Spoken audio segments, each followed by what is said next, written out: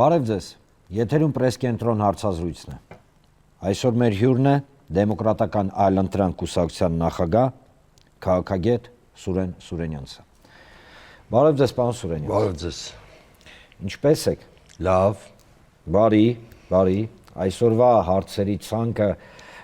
փորձել ենք այնպես կազմել, որ մաքսիմալ, ասենց այդ շրջանակը քննարկվող այսօր արդիական հարցերի հասարակության մեջ, որոնք քննարկվում են, որ մաքսիմալ ներգրավվենք։ Եվ այսպես, պարոն Սուրենյան, չեմ թաքցնի, որ բավականին ակտիվ հետևում եմ ձեր գրառումներին, գործունեության առհասարակ, եւ հենց առաջի հարցը սա ուղղակի մեջբերում եմ անում սոցցանցերում օգտատերերից մեկի, կարծիքի ներքո եւ հարցի ինչու ոչ, որը հաճախակի ձեզ ուղղվում է։ Տեսեք, Հայաստանում ակնհայտ տեղի ունենում քաղաքական իրավիճակի վերագիտակցում հասարակ մարդկանց կողմից։ Ինչ գործընթաց է իրականում տեղի ունենում հայկական հասարակության ներսում։ Շատ կարևոր է այդ բառը վերագիտակցում, ոչ թե վերարժևորում, այլ վերագիտակցում, խնդրեմ։ Անշուշտ տեղի է ունենում նման գործընթաց վերագիտակցման, այո, վերարժևորում տեղի է ունենում, երբ որ ինչ-որ դրական բանը զարգացնելու նպատակ ունի։ Սա վերագիտակցում է իրապես, որովհետև հասարակությունը գիտակցում է աստիճանաբար այն, ինչ որ 2021-ին ենթադրենք ավելի քիչ մարդիկ էին գիտակցում։ Եթե շատ կարճ ամփոփենք այդ process-ը, հասարակությունը գիտակցում է, որ իշխանության վարած քաղաքականությունը տանում է պետականության կոլապսի կամ տանում է մի հանգրվանի, որ Հայաստանը վերածվում է ադրբեջանական ենթապետության։ Արևմտյան Ադրբեջան։ Կարող ենք նաև այդպես ասել, որովհետև այդ խոսույթը Բաքվում ակտիվ կիրառվում է, դառնում է բովանդակություն, որը թելադրում է Հայաստանի այսօրվա քաղաքականության, իշխանության քաղաքականությունը, ցավոք սրտի։ Վերջի ամենաթարմ օրինակը բերենք, երբ որ վարչապետը խոսում է, որ Հայաստանի նոր սահմանադրությունը պետք է ունենա տարածաշրջանային նշանակություն։ Սա գեղեցիկ փաթեթավորման տակ ադրբեջանական թեզերի եւ օրակարգի կատարման հերթական քայլն է։ Մի րոպե, պարոն Սուրենյանց, երբ որ մենք խոսում ենք ադրբեջանական նպատակների եւ քայլերի մասին, եկեք չմոռանանք, որ Ադրբեջանի դոկտրինալ, այսինքն հիմնական, նպատակը դա Հայաստանի Հանրապետության կազմաքանդումն է եւ տեղում Արևմտյան Ադրբեջանի ձևավորումը, ինչը արդեն իսկ արտահայտվել է Ադրբեջանի ոչ միայն պետական այրերի հայտարարություններով, ամենաբարձր մակարդակով, այլ օրինակ մարտի 10-ին Ադրբեջանի Միլի Մեջլիսում 4-րդ անգամ, 4-րդ վերջին 8 ամսվա ընթացքում լսումներ էին կազմակերպվել, գիտեք ինչ խորագիր էր, ոչ պետական կառույցների գործունեությունը Արևմտյան Ադրբեջանի ձևավորման ներքո։ Այսինքն ինչ է ստացվում ըստ ձեզ այդ ներողություն իրական Հայաստան կամ սահմանադրության փոփոխությունը ինքը լրիվ համապատասխանում է այդ կոնցեպտին Արևմտյան Ադրբեջան։ Բնականաբար այո։ Սարսափելի է։ Որովհետև իրական Հայաստանը Նիկոլ Փաշինյանի ձևակերպած, նախ սկսենք, որ դա պսևդո գաղափարախոսություն է։ Ընդհանրապես դուք շատ լավ գիտեք առանց իմ հուշելու, որ վերևից պարտադրված գաղափարախոսություններ ունենում են միայն ավտորիտար կամ պետությունները կամ իդեոլոգիկ պետությունները, Հենց ինքը Փաշինյանն էր, չէ՞, իզմերը բացառում մի քանի տարի առաջ։ Բայց հիմա մենք տեսնում ենք, որ նա փորձում է վերևից պարտադրել այսպես կոչված իրական Հայաստանի գաղափարախոսությունը։ Ընդ որում հերոստատեսությամբ բոլորս լսել ենք նրա ելույթը։ Այդ 14 կետերի ջուրը եթե հանենք, այդտեղ ընդամենը 1 կետ է մնում, որը ըստ էության պարտադրանք է,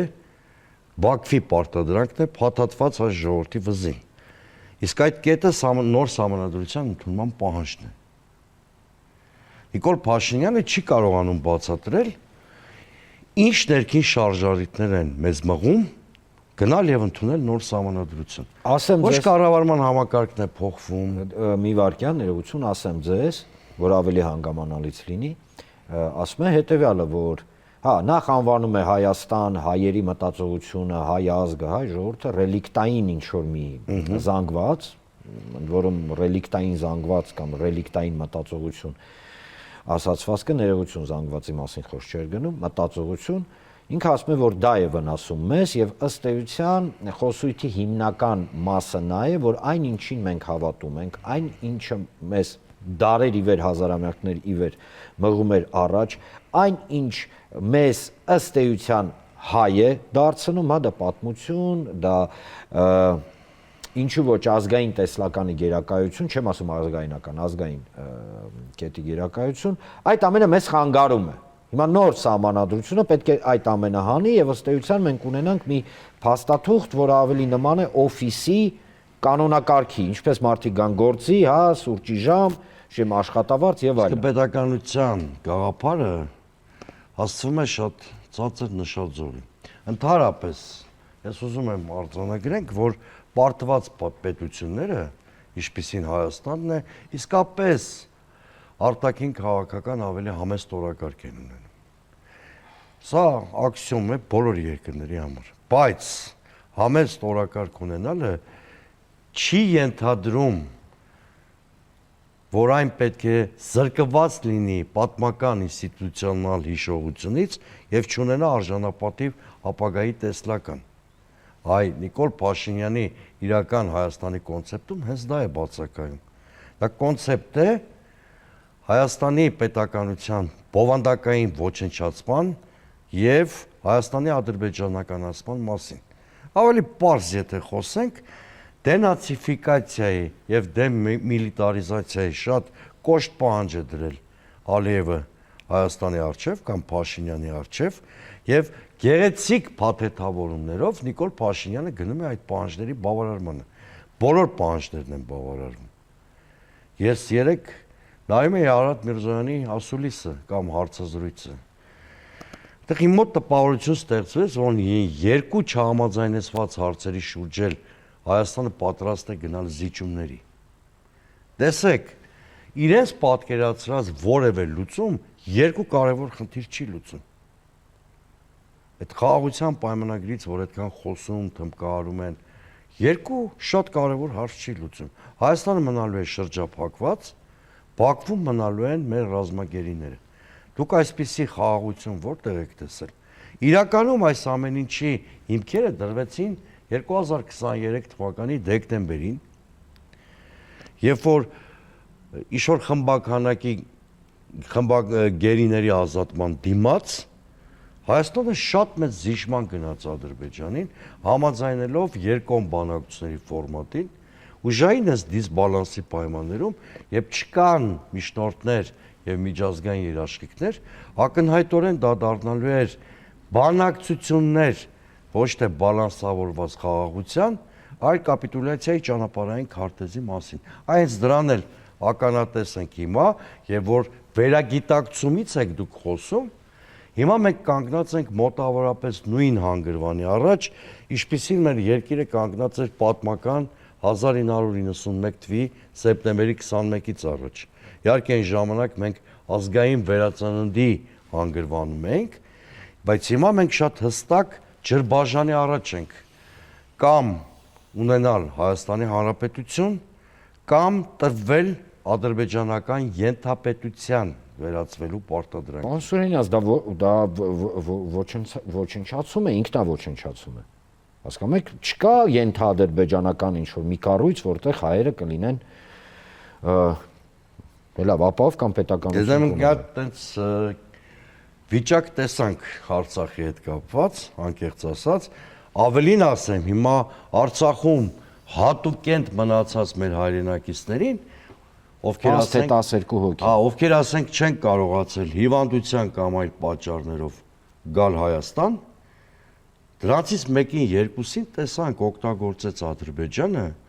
Ռուբեն Վարդանյանի դատավարությանը, պսևդո դատավարության ժամանակ ցուցմունք կորզելով Ռուբեն Վարդանյանի դեմ։ Այսինքն սա է ադրբեջանական ենթապետության բանաձևը։ Մենք որպես ժողովուրդ եւ քաղաքացիներ պետք է լինենք հպատակ եւ խելոք կատարենք բոլոր այն ցուցումները, որ գալիս են Բաքվից։ Այնինչ հիմա անում է Նիկոլ Փաշինյանն իր շրջապատի հետ, ուզում է փաթաթել ամբողջ հայ ժողովրդի եւ Հայաստանի վզին։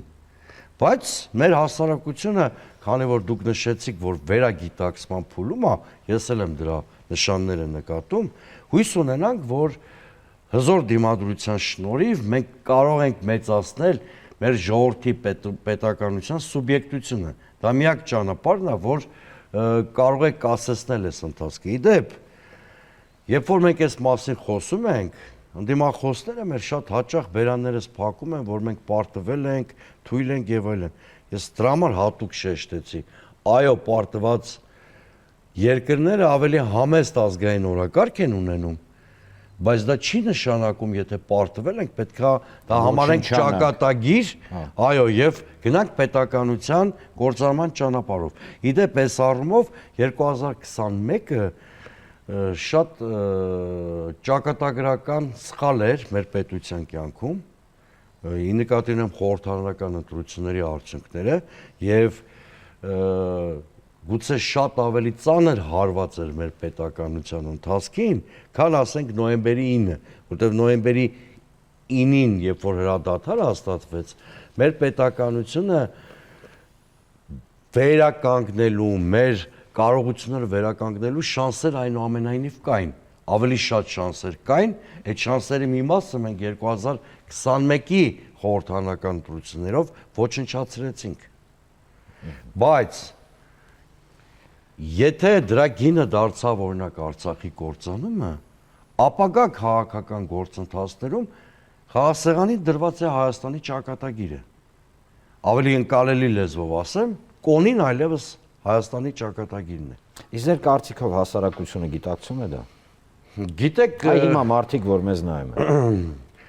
Ակնհայտորեն վիճակ փոխվել է։ Հիմա նույն վիճակում չենք, ինչ որ 2021-ին էր ենթադրենք, հա։ Այսինքն վախի մթնոլորտ էլ չի աշխատում։ Չպատերազմի վերսկսման ֆոբիան կա։ Դա է հիմնական զսպող հանգամանքը, որ հասարակությունը ավելի նախաձեռնող ու ակտիվ չի։ Բայց եթե քաղաքական մի կենտրոն ձևավորվի, անշուշտ դա օթից չի գնելու։ Ի նկատի ունեմ ճիշտ վերախմբավորումների ձևով կարողանանք քաղաքական մի կենտրոն ձևավորել, մի օրակարգ գեներացնել, որը հասարակության համար համոզիչ կլինի, հասարակության կոնսոլիդացիան օրերի եւ շաբաթների խնդիր կլինի։ Մենք այդ հարցին անպայման կանդրադառնանք եւ եւս մեկ մեջբերում կրկին օկտատերերից մեկը շատ մի հետաքրքիր կարծիք էր հայտնել Գյումրու հետ կապված գործընթացների, դուք մասնակցում եք ալչի ձեր կուսակցությունը, մասնակցում եք Գյումրու թիմ ընտրություններին, ունեք թեկնածու, Գյումրին ըստ էության այսօր դարձել է առանց, հա, ինչ-որ վերապահումների, գիտեք, մի գործընթաց, որի հետևանքները խոսքընտրությունների մասին, թե իշխանությունը, թե ընդդիմությունը պնդում է, որ կլինեն բավականին որոշիչ հետագա քաղաքական գործընթացների ներքո։ Ուրեմն տեսեք, Գյումրիի ընտրությունները խոստանում են դառնալ մի տեսակ ցուցիչ Հայաստանում տեղի ունեցող քաղաքական գործընթացների ներքո։ Համաձայն եք։ Համաձայն եմ, իհարկե, համաձայն լինելով հանդերձ մեր գյումրեցի հայրենակիցների համար, Գյումրիի մեր հրաշալի ժողովրդի համար, ուզում եմ հատուկ ընդգծել, որ Գյումրիի ընտրությունները առաջին հերթին հենց գյումրեցիների համար պետք է լինեն, այսինքն ավելի արդյունավետ, ավելի որակյալ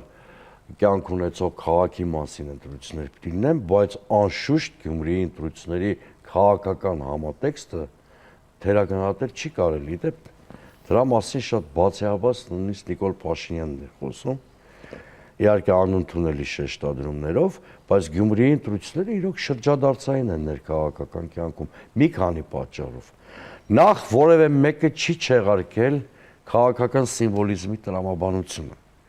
Դուք գիտեք, որ դա շատ կարևոր Այսինքն Գյումրուց են սկսել այդ։ Գյումրեցիները իհարկե որևէ դերակատարություն չունեն,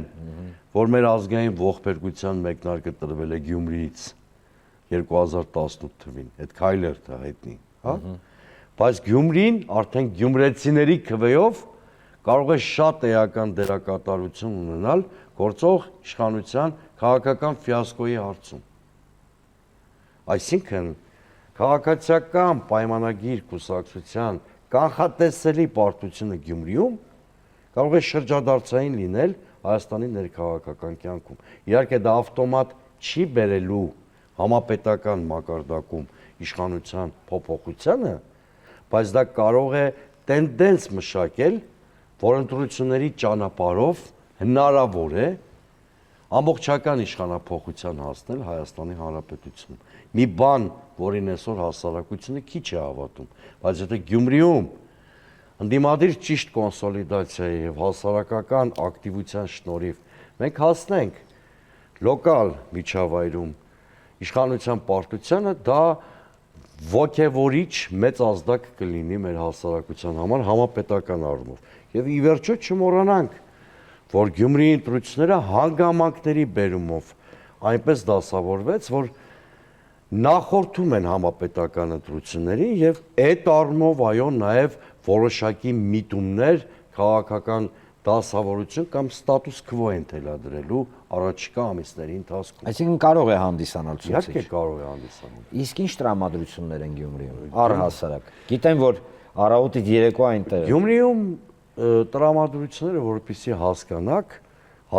երկու բան պետք է վերցնենք, ելակետ։ Մեկը հանրային տրամադրությունները, մեկը իշխանության տրամադրությունները։ Իշխանության տրամադրությունների մասին չեմ խոսում, ակնհայտ էր, երևում էր, որ լավ չի տրամադրությունները։ Հանրային տրամադրությունները շատ պարզ են, որից բխում է իմիջիայլոց իշխանության խոճապային տրամադրությունը։ Հանրային տրամադրությունները շատ պարզ են։ Ես իրոք շատ հաճախ եմ լինում Գյումրիում, երևի օրվա մեծ մասը կամ օրերի մեծ մասը հենց այդ մեր հրաշալի քաղաքում եմ անցկացնում կամ ինչպես իրենք են ասում Ղայդով Գյումրիում եւ կարող եմ մի բան ասել, որ նույնիսկ տեսական հնարավորություն իշխանությունը վերարտադրվելու չունի։ Այսինքն նախ Գյումրին միշտ իր բնույթով ընդդիմադիր քաղաք է եղել, հիշենք, որ բացառությամբ 2018 թվի դեկտեմբերի արտահերթ ընտրությունների հեղափոխությունից հետո Գյումրի քաղաքում թե տեղական, թե համապետական մասշտաբով իշխանությունը երբեք չի հաղթել։ Երբեք։ Նույնիսկ նախկին թիմ իշխանությունը, որին պարտադրեցին հրաժարական, հա, նա ԿՊ-ական իշխանություն չի եղել։ Հա, հիմա տեսեք, դրան գումարվել է համապետական վերագիտակցման հետևանքը Գյումրիի վրա, այսինքն այս ազգային աղետի հետ առերեսվել է նաև Գյումրին, չէ՞, Գյումրիի մեր ժողովուրդը եւ իշխանության գավիժող վարկանիշի հետ գործ ունենք եւ տոտալ անվստահության հետ գործ ունենք, որը տածվում է իշխանության հանդեպ։ Սա տեսանելի է եւ ցանկացած անաչառ դիտորդ սա կնկատի։ Այ ընդդիմադիր կուսակցություններից յուրաքանչյուրը քանի տոկոս քվե կստանանք, դա լրիվ խոսակցության այլ թեմա է։ Բայց որ ընդդիմադիր 6 կուսակցությունների, ինչ եմ ասում 6, որտեվ ԿՊ-ն ու եւս երկու իշխանություն, կուսակցություն գործում են իշխանության դաշտում եւ կա 6 կուսակցություն, որոնք գործում են ընդդիմադիր դաշտում։ Եթե իշխանության 6 կուսակցությունները, ընդդիմության 6 կուսակցությունները կոնսոլիդացված եւ արդյունավետ քարոզարշավ իրականացնեն, քաղաքացիական պայմանագիր կուսակցությունը հաղթելու որևէ շանս չունի։ Ստեղծվել է մի իրավիճակ, երբ նախաձեռնությունը ամբողջովին գտնվում է ընդդիմադիր 6 կուսակցությունների ձեռքին։ Կամ Նիկոլ Փաշինյանը պետք է գնա տոտալ կեղծիքների, ինչը կարող է շատ ավելի վատ հետևանքների բերել, օրինակ ուժեղ հակազդեցության, որը կարող է արդեն համապետական բնույթ կրել, հաշվի առնելով Գյումրիի մասշտաբն ու կարևորությունը, կամ Նիկոլ Փաշինյանը պետք է հաշտվի իշխանության անցնցում հանձնման փուլային գործընթացի մեկնարկի հետ։ Ինչի իր հերթին կրկին կարող է բերել որոշակի Այո։ վերագիտակցման, ինչպես Այո, խոսեցինք։ ինչպես նոր առաջի մասում ասեցի։ Իդեպ, սա էր պատճառը, որ Նիկոլ Փաշինյանը նման, այսպես ասեմ, անհավասարակշիռ ելույթ ունեցավ Գյումրիում իրենց գալա միջոցառման ժամանակ, որ ավելի շատ նմանվեց գալա համերգի մեկ մարդու, որում վատ բեմականացված համերգի, տեսեք, նա ստիպված ինչ հնարքի է դիմում, համարթեցնում է ընտրությանը մասնակից իր բոլոր մրցակիցներին նրանց ճակատին դաջելով թալանչի կամ գողացածը փրկելու կուսակցություն անվանումը։ Սա հուսահատ իշխանության քայլ է մի կողմից, մյուս կողմից իրավապահ մարմիններին տրված անցքող ցուցում է բոլոր ռեպրեսիվ միջոցները կիրառել ընդդիմադիր կուսակցությունների եւ նրանց տեխնացուների դեմ։ Ես քաղաքական 30-ամյա փորձառության իմ դիրքերից Նիկոլ Փաշինյանին հորդորում եմ չգնալ նման վաբանկային մոտեցումների, որովհետև դրանով նա ոչ թե ընդդիմությանն է վնասում, այլ փոքրացնում է իր իշխանության քաղաքակիրթ հեռանալու դաշտը։ Առհասարակ կարծիք է հնչում, որ Գյումրիում իշխանության, փորձերը ինչ որ մի ձև խաղալ կրկին սև-սպիտակ, թալանչի չթալանչին, հակառակ էֆեկտ ունեցավ, որովհետև պետք չէ լինել, օրինակ, չգիտեմ, քաղաքագետ կամ քաղաքականության մեջ ասես լավ սուզված ինչ որ մի անձնավորություն, որ պարզապես մտնել եւ կարդալ նույն այն գրառումները, որոնք այդ ելույթից հետո ընդ որում ոչ թե ընդդիմադիր թևներ գրում, այլ պայմանական այն զանգվածը, որը մարդկանց, որը ասում է ես քաղաքականությամբ չեմ զբաղվում։ Իրականում զայրույթ առաջացրեց նույնիսկ այն կրկնեմ մարդկանց մոտ, ովքեր դե լավ, այդքան քննադատորեն տրամադրված չեն իշխանություններին։ Զարմանալի էր, բայց այնուամենայնիվ Չէ, զարմանալի չի։ Զարմանալի չէ։ Պարոն Աբովյան, տեսեք, մարդիկ սկսում են հասկանալ, որ իշխանությունը որոշակի մարդկանց եւ որոշակի թեմաներ դեմոնիզացնում է հատուկ նպատակներով։ Կոնկրետ ընտրական գործընթաց սպասարկելու համար, Եղբայր, եթե կան թալանչիներ, եթե կան գողացածներ պետ բյուջեից, ինչպես նշում ես, ինչու է նրանք ազատության մեջ։ Չէ՞ որ դու ոչ թե 7 ամսվա, այլ 7 տարվա վարչապետ ես։ Սրանից հետո հասարակությունը երկու կարծիք կարող է ունենալ։ Կամ է թալանից ու գողունից Նիկոլ Փաշինյանը փայ ունի, կամ անմեղսունակ իշխանությունը, կամ էլ հատուկ իշոր մարդկանց դեմոնիզացնում է սեփական շահադիտական մերկանտիլ քաղաքական նպատակներ սպասարկելու համար։ Զավեշտալի էր, երբ որ թալանի մասին, ես տեսեք այն անմեղության կանխավարկածը չեմ խախտում, բայց երբ որ թալանի մասին խոսում են մարդիկ, ովքեր եկել են Գյումրի ավտոշարասյունով ու մոտավոր արժեքը մի քանի, նվազագույնը միլիոն դոլար էր։ Մի բան էլ եղավ, որը չհերքվեց։ Նույն օրը, երբ որ Գյումրիում էին Նիկոլ Փաշինյանին ուղեկցում էին Բարսաշյան պաշտոնյաներ, այդ թվում ազգային ժողովի նախագահը։ Էլի անմեղության կանխավարկած չեմ խախտի, բայց ամբողջ համացանցը գրում էր շատ ակտիվ, դա Կիրակի օրն էր կարծեմ, որ օրինակ Կեդերը, որը գրում է ազգային ժողովի նախագահ, $1000 գերազանցող արժեք ունի, Սա էլ չերկվեց, հասկանում եք։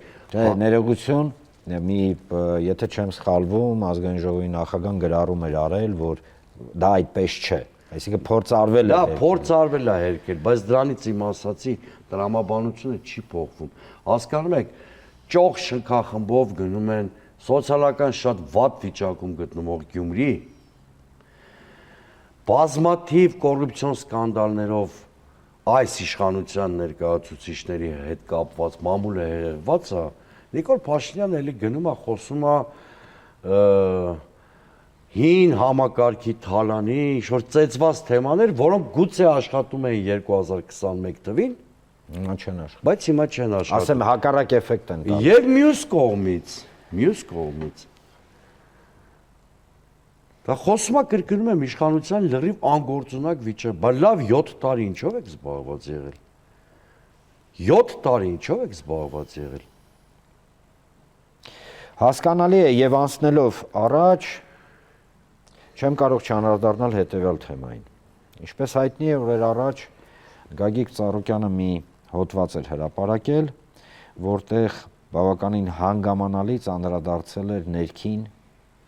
գործընթացներին, հա, ընդ որում հիմնականում շեշտը դնելով ոչ թե կոնկրետ, հա, հստակ ինչ-որ մի process-ների, այլ առհասարակ մթնոլորտին եւ այո, ես միանգամայն համաձայն եմ պարոն Ծառուկյանի հետ, որ կա ակնհայտ պահանջարկ, այսինքն այդ պահանջարկն էր ներկայացվել հոդվածի մեջ։ Եվ կարդացի ձեր վերլուծությունը այդ հոդվածի պարոն Ծառուկյանի, որտեղ շատ ուղիղ,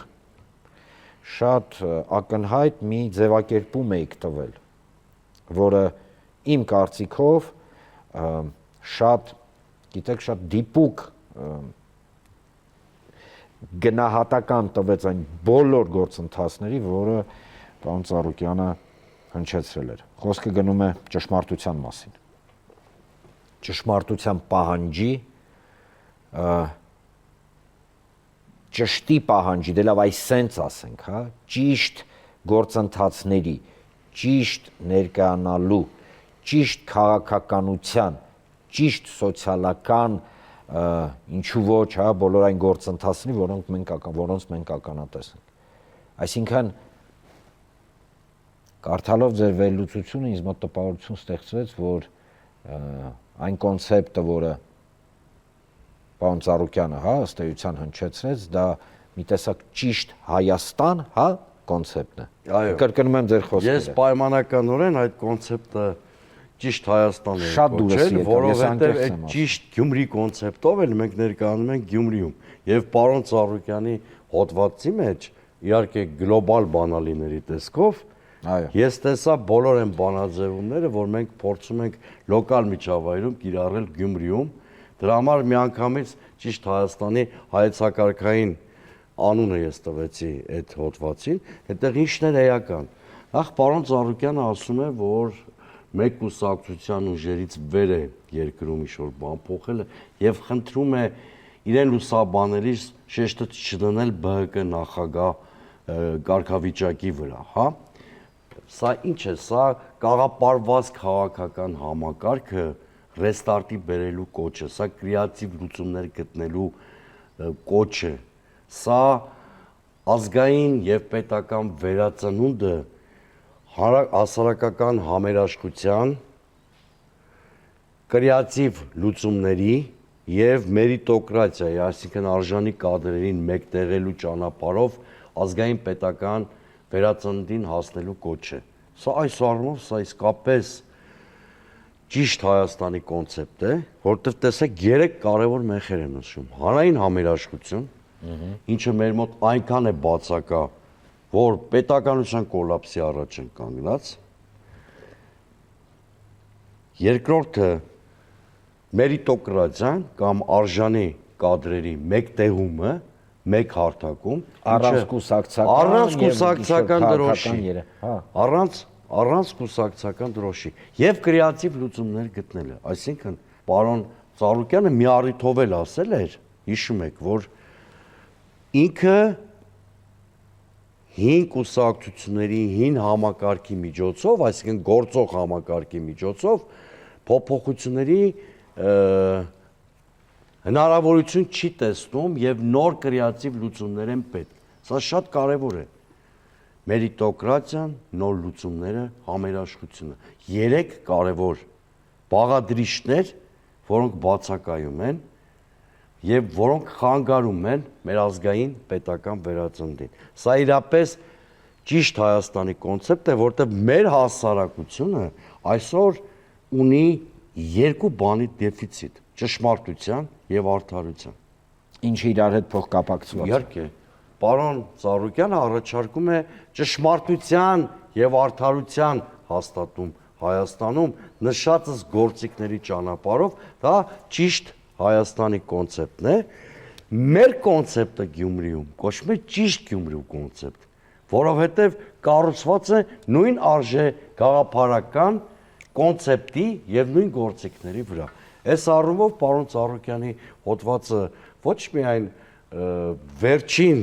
ամիսներին, տարիներին իմ կարդացած ամենահայեցակարգային հոդվածն էր, այլ նաև ուղենիշային կարող է լինել առաջիկա ամիսների զարգացումների համար։ Միջալոց ասեմ ձեզ, կարդում էի արձագանքները, հա, համացանցում բազմաթիվ արձագանքներ, մասնավորապես տելեգրամյան ալիքները ընդգծում էին հետևյալը, որ շոկահարված էին մի քիչ այն խոսքերից, որ խնդրում եմ ինձ մի ընկալեք որպես Բարգավաճ Հայաստան կուսակցության ղեկավար, այլ որպես հայ մարդ եւ մի մարդ, ով այո մտահոգ է եւ շատ մի հետարքիր բան էլ զգացի, մարդիկ ասում էին, որ հոդվածի մեջ հույս կար։ Ամենակարևորը հույս կար, ամեն ինչ մեր ձեռքերում է։ Գիտեք, պարոն Ծառուկյանի բոլոր հրապարակային ելույթների ամենակարևոր բաղադրիչը, որով նա տարբերվում են դիմադիր բազմաթիվ այլ գործիչներից, հենց այդ դա է։ Իրավիճակային նկարագրությանը զուգահեռ նա տալիս է լուծման ճանապարհ, որը արդեն հուսառատության շատ մեծ պաշար է ստեղծում հասարակության որոշակի խմբերի մոտ։ Շնորհակալություն։ Ես էլ եմ շնորհակալություն։ Շատ հազվադեպ հաղորդում ստացվեց, որովհետև այո, ես միշտ աշխատում եմ պոզիտիվ նոտայով, մենք ավարտենք հարգելի հեռուստադիտողներ։ Իրականում մենք արդեն կանգնել ենք այն գործընթացի կամ այն իրավիճակի, հա, առջև, երբ մենք հասկանում ենք, որ ճշմարտությունը, արդարությունը, արժանապատվությունը, երկիրը սիրելը, դա կիրառական, ոչ թե փիլիսոփայական ինչ-որ հա, սենց ելևեժներ, դա կիրառական ինչ-որ ոչ գործիքներ են, նորմալ, ապահով, անվտանգ ամենակարևորը։ Արժանապատիվ, որտեղ առանց արժանապատվություն սուտ է, չկա անվտանգություն, էլի, սուտ է։ Երկիր կառուցելու, երկիրը վերականգնելու այդ ներքին պահանջարկի։ Գիտեք, կարող եմ ասել միայն մի բան։ Այո, եթե մենք բոլորս գիտակցենք, որ ճշմարտության, արդարության եւ հանրային համերաշխության ուղին է միակ տարբերակը, ապա ամեն ինչ կստացվի մեր բոլորիս մոտ, առանց կուսակցական, չգիտեմ, հա, ինչ-որ ելևեժների, երանգների։ Շնորհակալություն։ Հիշեցնեմ ձեզ հարգելի հեռուստադիտողները, որ այսօր զրուցում ենք Դեմոկրատական այլընտրանք կուսակցության նախագահ պարոն Սուրեն Սուրենյանցի հետ։ Կհանդիպենք հաջորդ անգամ։